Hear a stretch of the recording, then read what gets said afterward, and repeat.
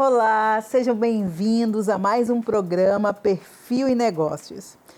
Gente, muito obrigada por acompanhar a gente até aqui, tá? No canal Empreender.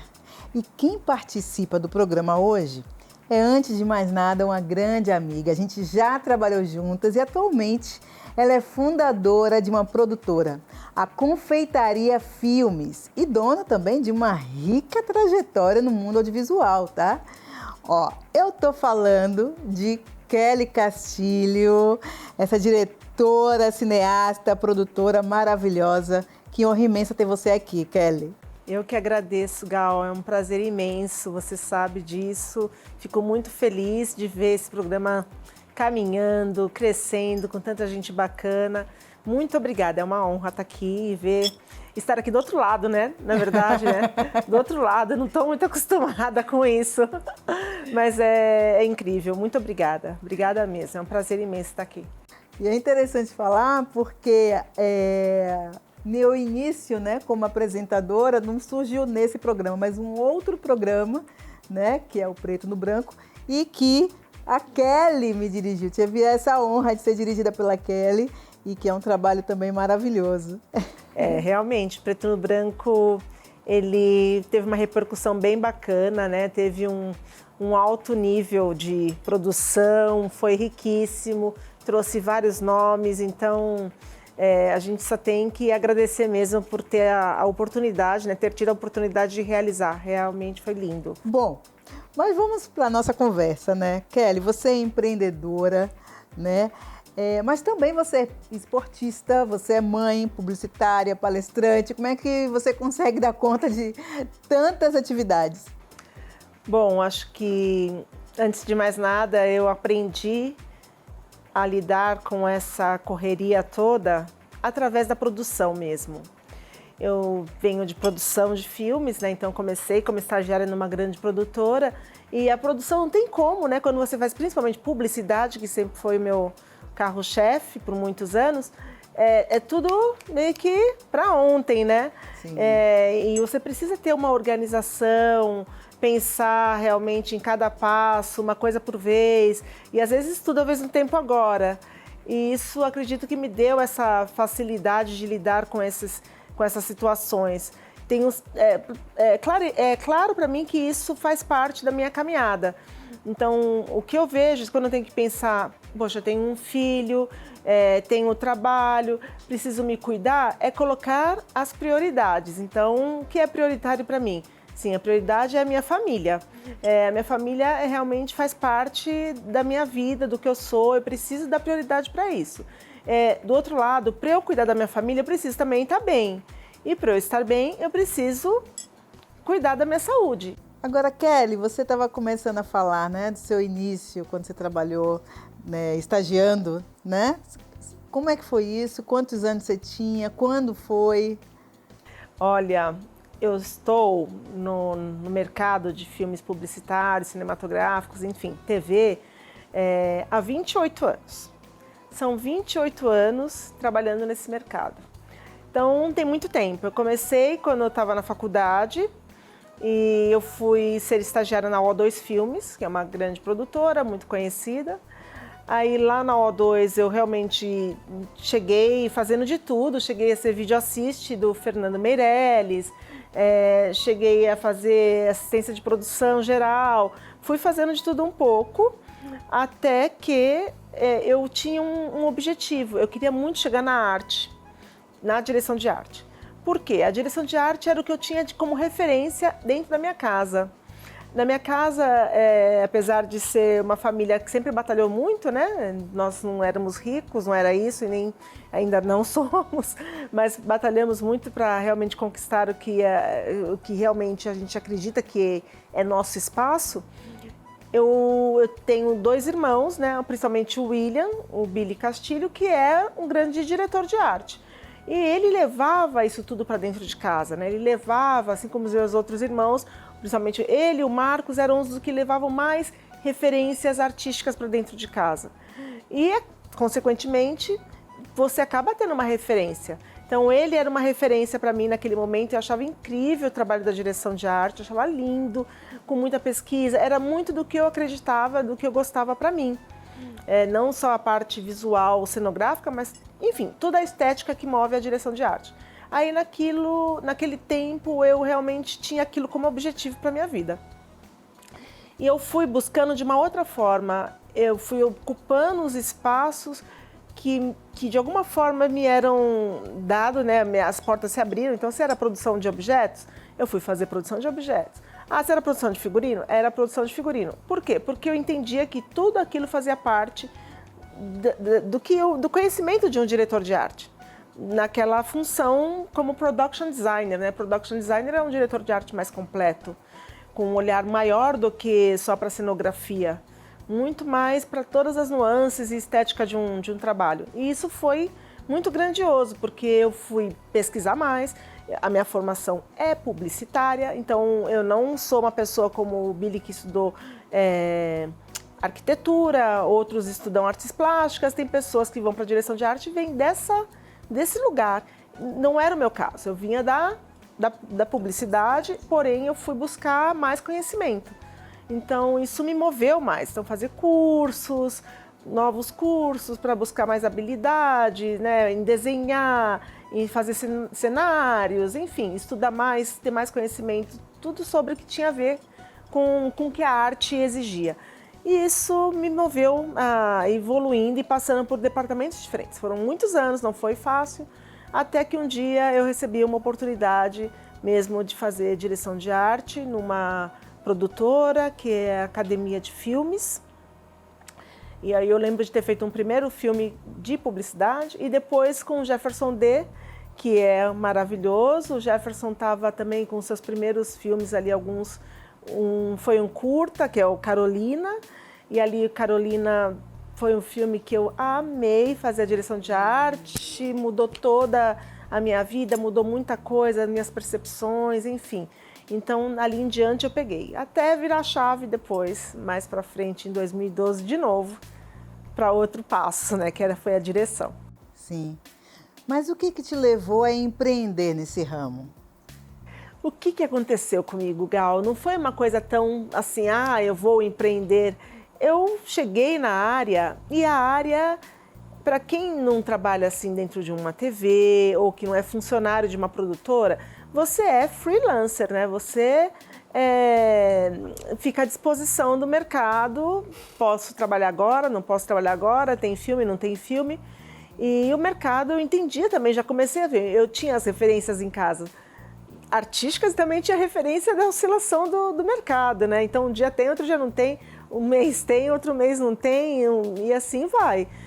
E saber lidar com esse dinheiro também, saber lidar com tudo isso. Sim. Porque ao final eu não podia reclamar, podia ser realmente um bom pagamento, né, em cada trabalho, mas também podia ser que o outro mês não ia ser igual.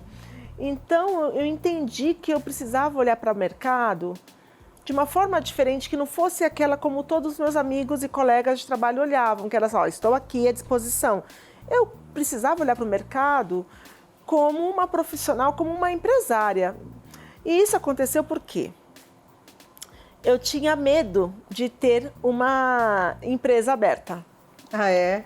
Eu tinha medo, dá medo mesmo. Né, de ter uma empresa aberta. Por quê?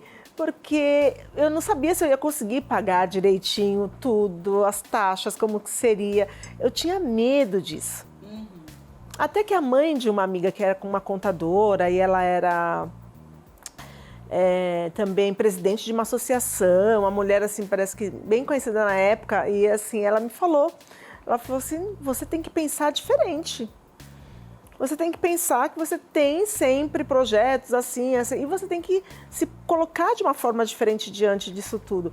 E ela me deu uma luz para eu pensar que, poxa, eu não estava prestando serviços, que eu não era freelancer, eu era uma empresária e eu poderia prestar outros serviços que não eram só a produção de filmes.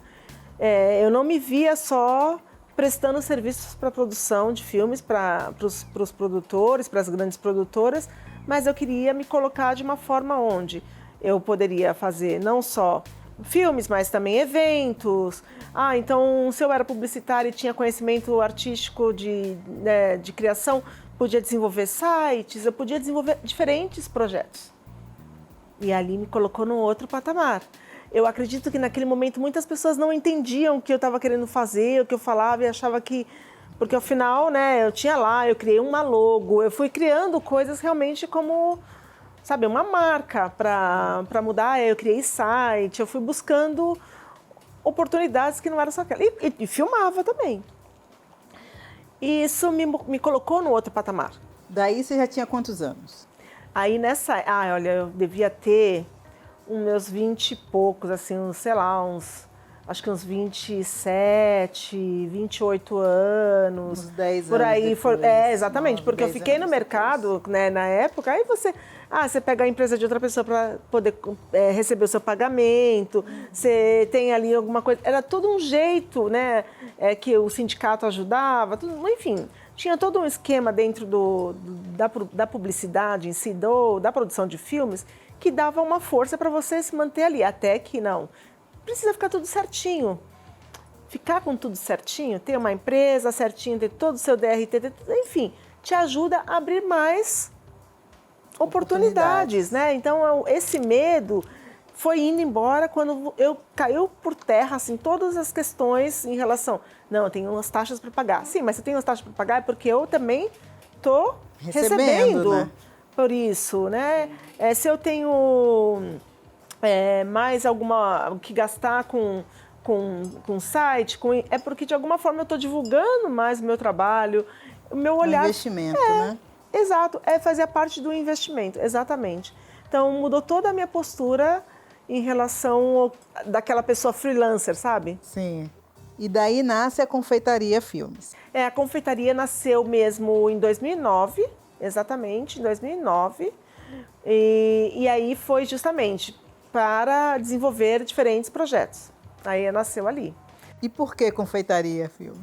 Então, confeitaria veio justamente de uma questão que era a arte também. Eu acho lindo a coisa do confeito. Então, quando você pensa num confeito, eu associei a arte, a direção de arte, que tinha a ver com essa questão de cada detalhe, cada, sabe, ponto da estética de um filme. E era meio que confeitar um filme. Então, eu fiz esse paralelo na época e achei bem bonitinho e bacana, da estética, da confeitaria também. Enfim, aí eu fui por esse lado mais doce. Mais doce, isso. Aí tinha toda uma coisa que você pensa, né? Que é interessante, que tem esse cuidado para ficar tudo muito lindo. Então, eu sempre olho para cada filme com muito amor, tudo com muito cuidado. Então, acho que tinha a ver comigo. Sim, com certeza. Acredito. E quais são os principais serviços da confeitaria? A confeitaria é uma produtora, né, que depois ela se tornou realizadora mesmo em 2012. Ela já estava ali desenvolvendo vários projetos, porém realizadora ela se tornou em 2012. Por quê? Porque foi em 2012 que eu me posicionei para desenvolver filmes, como aquela que faz realmente projetos cinematográficos, ou para TV, ou para publicidade e tal. Antes era só a parceria com outras produtoras. Não, e outros, né, projetos afins. É legal você explicar essa diferença de produtora para realizadora também, para quem está nos assistindo. Tem toda uma questão, porque a realizadora, ela pode produzir um filme, e não estou falando só produzir, mas ela cria, ela vai atrás de fomentos e busca. Autoral, ela tem, né? Mais autoral, ela tem essa possibilidade de desenvolver esses projetos de uma forma mais rica. Que não que é sua, que é própria nossa, que é minha, né? Que não é só do outro. E isso me deu essa liberdade, porque também foi uma virada de chave. Foi num momento onde eu já estava, né, como diretora de arte, e aí eu pensei, como que eu vou dirigir? Eu queria dirigir, então essa é outra história. Para eu dirigir, eu falei com alguns parceiros e eu não vi naquele momento abertura. Oportunidade. A oportunidade. Isso já estando no mercado há muitos anos, sendo passada por várias, né, camadas, vários departamentos, vamos dizer assim, e mesmo assim eu não vi essa oportunidade. Ali, quando eu entendi que realmente eu precisava me posicionar como realizadora, foi quando uma pessoa virou para mim e falou assim, olha, então, Kelly, agora a gente não consegue ter você aqui como diretora e nem de outra forma, nem como, por exemplo, parceira de um diretor, enfim, pensando em oportunidades. Olha, então vamos recomeçar, mesmo que você tenha que repensar um pouco a sua carreira, dar um passinho, né, a princípio, aquele passo para trás que a gente acha que está regredindo, mas não está regredindo, às vezes, né, é para você seguir em frente. E aí eu pensei, e ela olhou para mim e falou assim, eu acho melhor você fazer com a sua produtora. Aquilo, primeiro foi um balde de água fria, que era um lugar que eu quero muito bem. Depois eu pensei, ok, é isso? Então vamos lá. Faz todo sentido, né? Vamos lá, é isso que eu vou fazer. Então ali eu já fiz um rebranding de novo, assim, né? Fui buscar como colocar a confeitaria, divulgar novamente. Olha, agora fazemos assim, assim, assim, oferecemos esses serviços, podemos dirigir, produzir filmes incríveis e tal. Enfim, fui buscando um jeito diferente de fazer e buscando esse espaço. Então, a gente fala, né, hackeando o sistema. Então, vai atrás de marcas, vai atrás de outros parceiros. Vamos falar sobre isso no próximo bloco. Porque a gente precisa ir para um rápido intervalo. Já já nós seguimos com esse bate-papo super gostoso, super doce, né? E você que nos assiste, não sai daí. O programa Perfil e Negócios volta já já.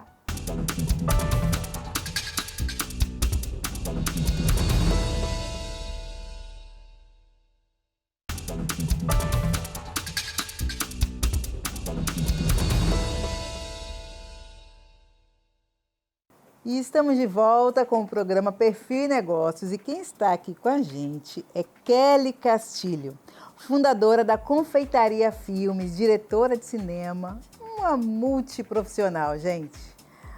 Bom, Kelly, você, além de ser uma empreendedora, você também é fundadora e curadora da África BR Co, não é isso?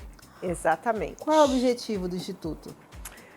O África BR Co, ele veio num momento que eu já tinha alguns questionamentos, porque eu participava, né, participo ainda ativamente de um grupo, né, de mulheres, que é o Grupo Mulheres do Brasil, e ali dentro nós fazíamos um trabalho, fazíamos não, ainda existe, mas é que ali eu ajudei a criar, na verdade, um projeto, um programa que chama Aceleradora de Carreiras. Sim. E aí o Aceleradora de Carreiras, ele era muito focado, e ainda é, né, não deixa de ser, mas num corporativo normal, tradicional, né? As grandes empresas, big techs, farmacêuticas, enfim.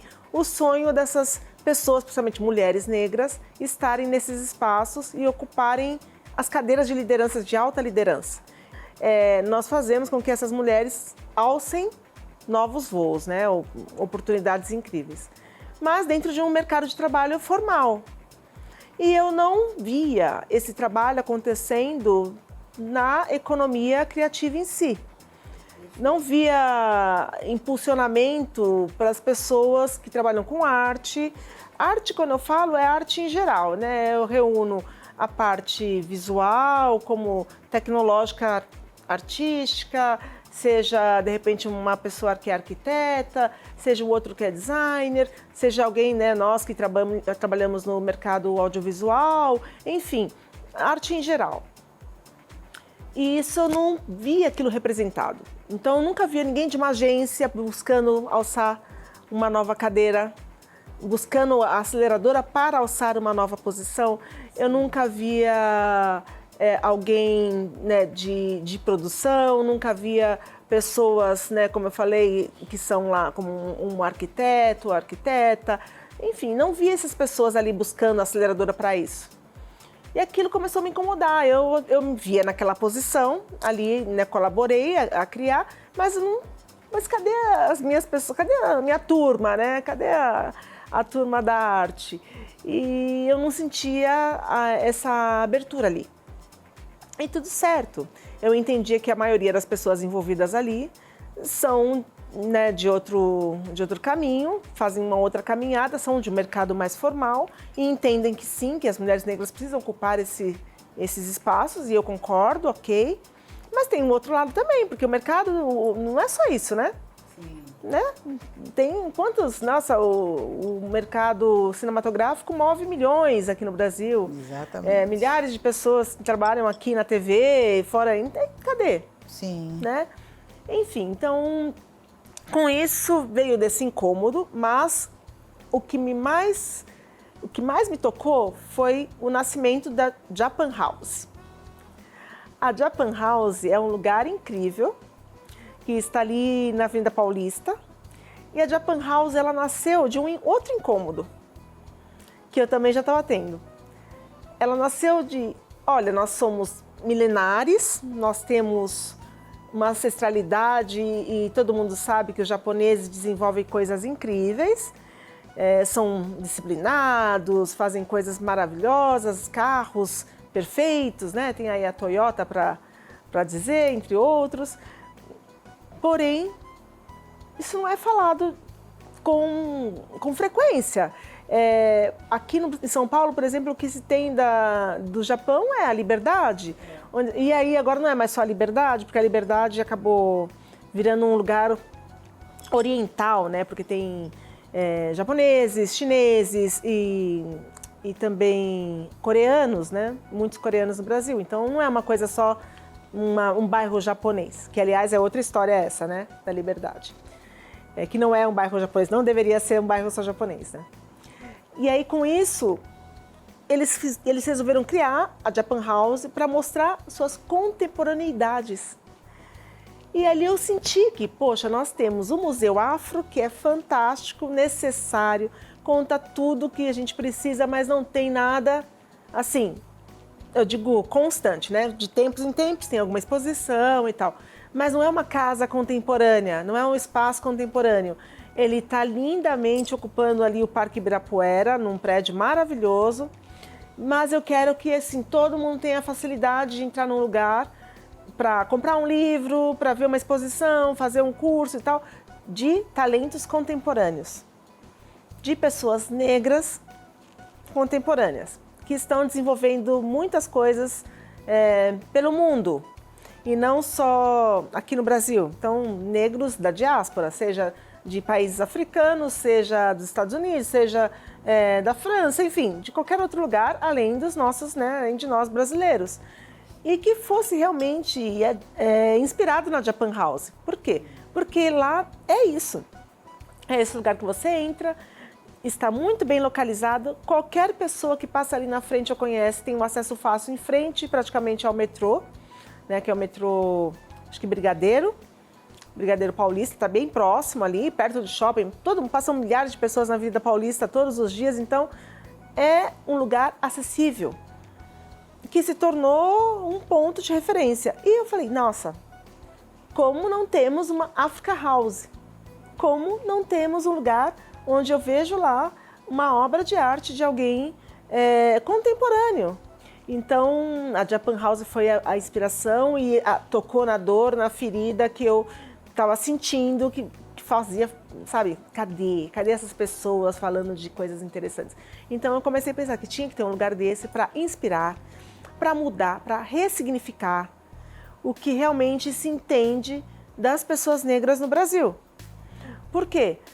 A partir do momento que uma escola visita um lugar onde tem uma arte incrível, feito por uma pessoa negra, e para ela, uma criança de 10, 12, sei lá, ela ainda não entendeu quem está fazendo, quem é o artista, mas ao mesmo tempo é uma inspiração para essa pessoa, é uma inspiração para essa criança. Então eu pensei no meu filho indo com a escola dele, onde majoritariamente as crianças são brancas, e aí, uau, que incrível isso! Esse espaço maravilhoso feito pelo arquiteto tal. Tem um arquiteto maravilhoso que é de Gana, é o David Adjaye, que tem base em Londres. Eu acho o trabalho dele incrível. Ele fez um museu maravilhoso em Washington. Então, eu sempre fico sonhando um dia que se fosse ele ou qualquer outra pessoa negra que fizesse um espaço desse. E aí eu entendi que precisamos realmente disso. Para quê? Para ressignificar, para mudar o olhar de que a pessoa negra não está ali só para servir. Mas, Kelly, seu filho te influenciou de alguma forma? Olha, Gal, ele me influencia bastante. E o que aconteceu? Teve uma ocasião que a escola convidou vários pais para ir contarem suas profissões. Então, uma escola, como eu já comentei, majoritariamente branca, né, maioria. Eu era muito participativa, eu estava mais participativa. Foi um momento até que eu conseguia voltar sempre ali dentro de alguma forma. Buscava, levava, né, participava ativamente. E eu percebi que eu precisava estar ali naquele momento. Eu precisava participar da escola. Eu precisava estar perto dele, com as crianças, com os amigos, com todo mundo. E eu fui. Eu fui essa pessoa que levantei a mãozinha e falei assim, olha, eu vou contar, né, o que eu faço. Eu quero contar o que eu faço. E eu acho que ele estava com os seus 4 para 5 aninhos, acho que foi 5 aninhos. E eu fui para a sala dele para contar o que eu faço. E quando eu cheguei lá, eu lembro, as crianças são muito amorosas, porque já o Ben entrou nessa escola com 2 anos, então tem vários laços. Eu sentei, lembro, numa cadeirinha pequenininha e fiquei contando, falando, né? Olha, eu faço isso, eu sou uma diretora de filmes, funciona dessa forma. E fui explicando, contando. E as crianças ficaram, coloquei as crianças para fazer uma coisinha ou outra. E eu lembro do olhar deles. Brilhando e assim, que legal e tal, que bonitinho, tia, eu quero, tia, ai tia. E aquela conversinha toda, eu fui embora muito feliz. E depois, alguns pais me chamaram no grupo de pais, falando, o meu filho falou que quer ser igual a tia Kelly. Essa criança é branca. A outro pai também falou, meu filho falou que quer ser igual a mãe do bem. E aquilo falei, caramba, né? O que não falta, né? O que falta é justamente as pessoas terem referências. Quando elas têm referências, tudo muda.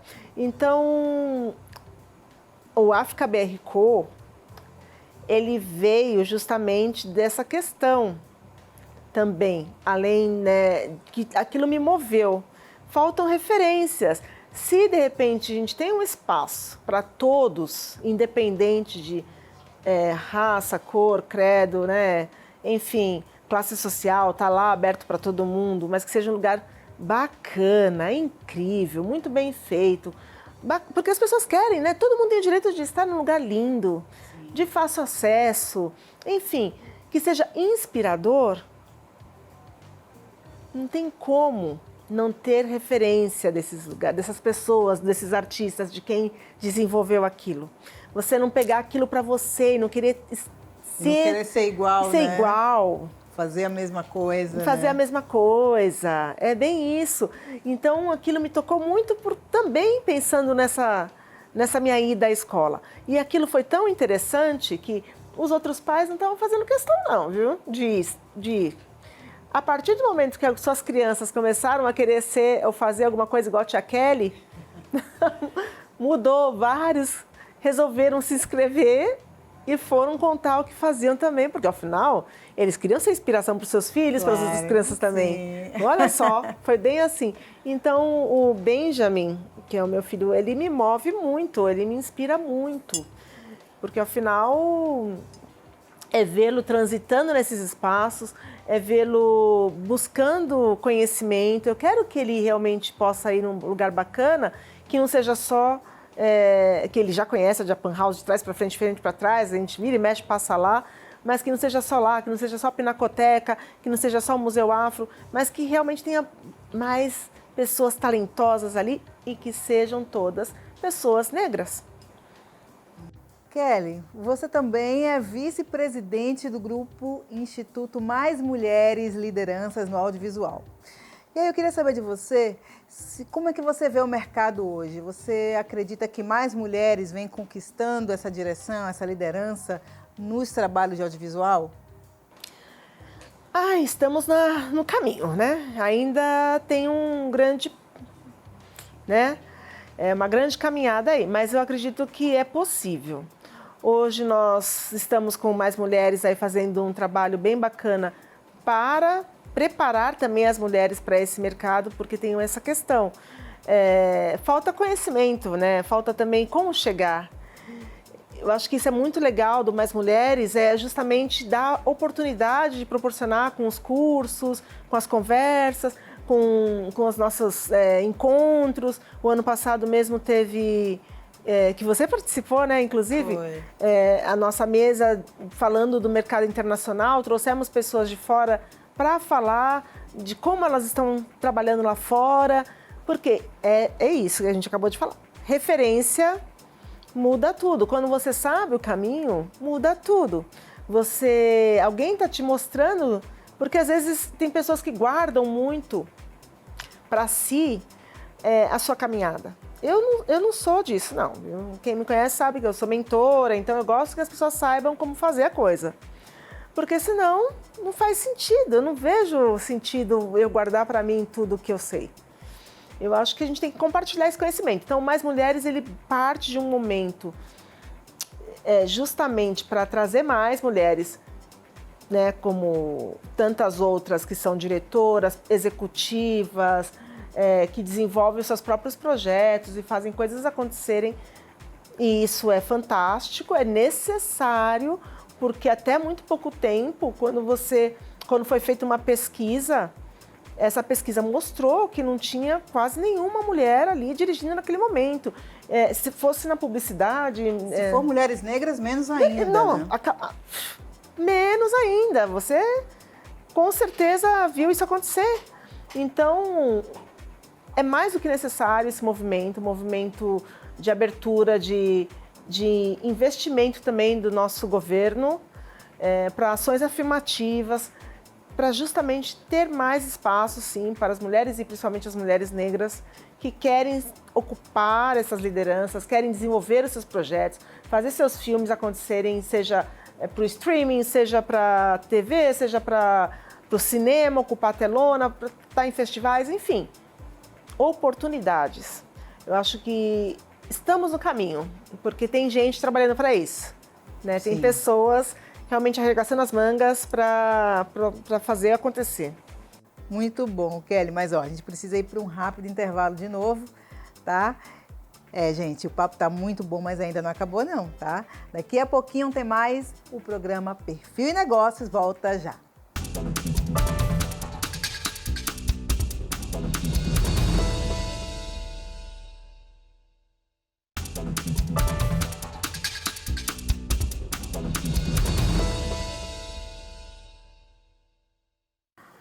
O programa Perfil e Negócios está de volta, gente. E hoje eu entrevisto a Kelly Castilho, uma querida diretora maravilhosa, já trabalhamos juntas.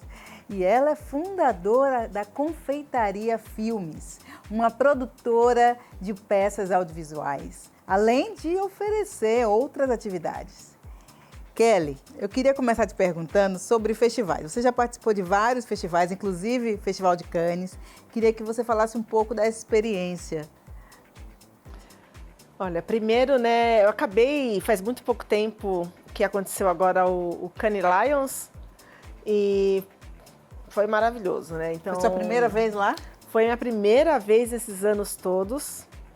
E eu fiz muitos filmes para Cannes, né? Fiz vários filmes para Cannes.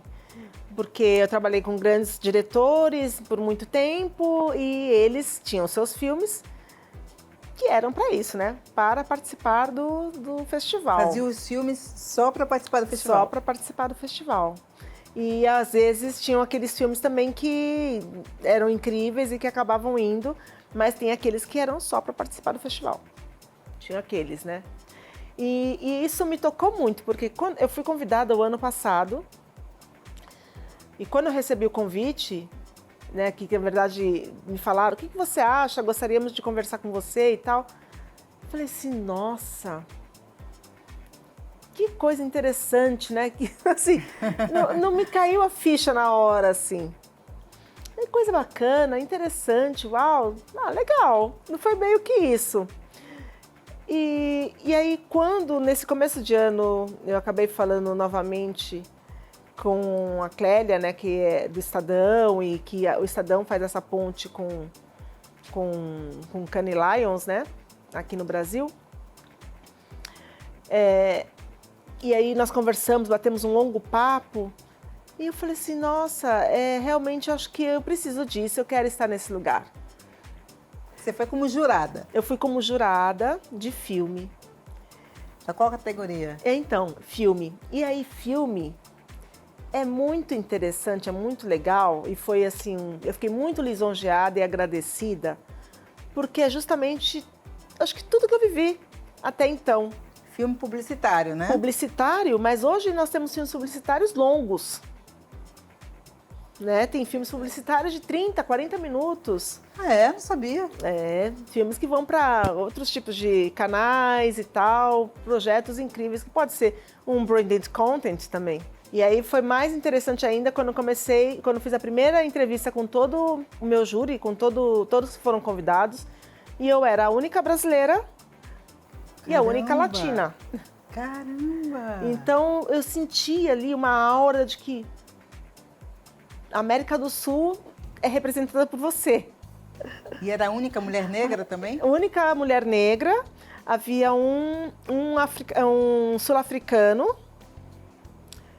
Sim, então ele era um homem negro. E as outras pessoas brancas, havia um egípcio, uma pessoa parda, né? E no mais, um italiano, uma americana, uma inglesa, um australiano, um chinês, estou esquecendo de alguém, uma canadense. Bem diverso, né? Bem diverso, uma pessoa de cada lugar do mundo. Sim. Mas representando, vamos falar, América do Sul, América Latina, enfim, sobrou tudo para mim. A responsabilidade era única. Então ali eu me dei conta dessa aura toda e, claro, quando chegavam filmes do México ou filmes da Argentina, e não só do Brasil, e eu estava ali para eu julgar, eu compreendi algumas nuances muito melhor do que uma pessoa inglesa, né? Uma pessoa francesa, porque sim, tinha uma francesa, acho que não falei. É totalmente diferente. Mesmo um sul-africano, ele não entende essas camadas que nós temos aqui, algumas questões. Então foi muito bacana, foi muito interessante. Só tenho a agradecer por essa oportunidade de estar ali nesse lugar, naquele momento. Foram dias incríveis, desafiadores. Você fala com diversas pessoas em inglês, porém cada uma com o seu acento, né, com o seu sotaque. Então você também tem que pensar rápido, afiado, né? Tem que estar com o inglês afiado. Tem que estar bem ali também, concentrada em tudo, disposta a dialogar, porque faz parte de tudo esse diálogo. As pessoas não estão ali para defenderem sim uma posição só sua, não é isso e não tem que ser, né? Tem que ser o mais imparcial possível. Você vai defender aquilo que você acredita, claro, e do que você está vendo, é o seu talento, o seu conhecimento que está em jogo também. E ali eram só C-level. Então, se não era CEO, era CCO. E de agências, né? E tem isso também, né? A maior parte das pessoas, então tirando eu e mais um, que era o Ali, né? Que é diretor também, éramos diretores. Os outros são todos de agência, e então é um outro pensamento, um outro olhar de estratégia, de uma combinação que vai além do que as pessoas imaginam. Então você olha para um outro lado. Então hoje eu tenho um conhecimento que... Com tanta coisa acontecendo lá, como é aquele que foi e aquele que volta? Olha, volta com muito mais conhecimento sobre o mercado, sobre como funciona também toda essa máquina. Você traz na sua bagagem de volta novos parceiros, novos amigos, além do conhecimento. Você entende melhor como que funciona aquilo que de repente você vê só de um lado. Então você tem agora uma outra visão. Eu tenho uma outra visão. Exatamente.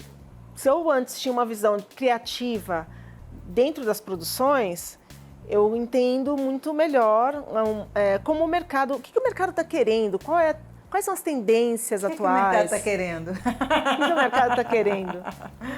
O mercado quer bons filmes, claro, mas não precisa gastar uma fortuna com tudo isso para ter bons filmes. O mercado quer propósito. Os clientes, né, as marcas estão em busca desses propósitos. Existe uma necessidade atual de falar de assuntos mais reais, de menos questões glamourosas, né? Menos glamour e mais realidade, mais pé no chão, mais... realidade, né? Total, no time atual, né? A gente está falando de meio ambiente, a gente está falando de questões raciais, a gente está falando de questões em relação de ter essas mulheres nesses espaços. Então, o mundo está buscando isso, as marcas estão falando disso, e não é uma coisa só aqui, só ali, não. Então, havia ali vários filmes olhando de verdade para as questões que são necessárias, assuntos urgentes, questões necessárias que são reais. Você falou das questões raciais. Queria saber de você, como que você vê o mercado da comunicação, né, em relação ao racismo estrutural? Eu lembro da gente lá no Preto no Branco, com a Liliane, né? Liliane Rocha. Ela levou lá o Diversity Washing, né? E aí eu fiquei pensando naquela época. Por quê? Existe. E existe também uma necessidade de mudança real. Então, o mercado ele vem trabalhando aos poucos. Ainda precisa fazer uma volta forte. O que acontece? O que eu enxergo hoje? Eu percebo que, sim, na frente das câmeras a gente vê mais pessoas negras. Por trás das câmeras, muito menos. E quem normalmente escreve, desenvolve também, quase não são pessoas negras ali. Então, o que falta para a coisa acontecer, eu falo tanto dentro de agência, quanto dentro das produções, dentro da TV e tal, é ter mais pessoas negras por trás das câmeras. A confeitaria trabalha muito pensando nessa questão também. Olha, nós podemos ser mais diversos. A gente quer falar com todo mundo. A gente quer fazer trabalhos incríveis para todo mundo. Porém, a equipe tem que estar ali, com mulheres, com homens, pessoas negras. Sim, claro, vai ter pessoas brancas que tenham parceiros incríveis e tal, mas não pode ser só como era antes. Então, como era antes, era o quê? Quando eu resolvi dirigir, foi uma das viradas, também foi por isso. Eu olhava e não via nenhuma outra mulher dirigindo e nem, assim, negra. Então, eu trabalhei com uma diretora, pelo menos por 20 ou quase 20 anos, trabalhei com uma diretora na publicidade. Uma. O resto sempre foram homens. Era uma mulher branca, trabalhei com ela, ela estava também fazendo uma virada de chave, ela era assistente de direção e estava começando a dirigir, trabalhava com um grande diretor, estava começando a dirigir, então eu trabalhei com ela. E depois disso, mais nenhum. Então tinha uma ou outra, na própria O2 mesmo tinha umas, duas, e naquele momento eu lembro, eu tive uma conversa com eles, também já quase não tinha outras mulheres. Em outros espaços também, esquece. A coisa vem evoluindo, mas a gente precisa de mais espaço. Aí o que acontece? Mas aí não temos as pessoas qualificadas. Tem muito essa desculpa, né? Não existe, né? Tem essa questão. Realmente, às vezes, leva um tempo para a pessoa, né? Eu estou contando aqui que são quase 30 anos no mercado.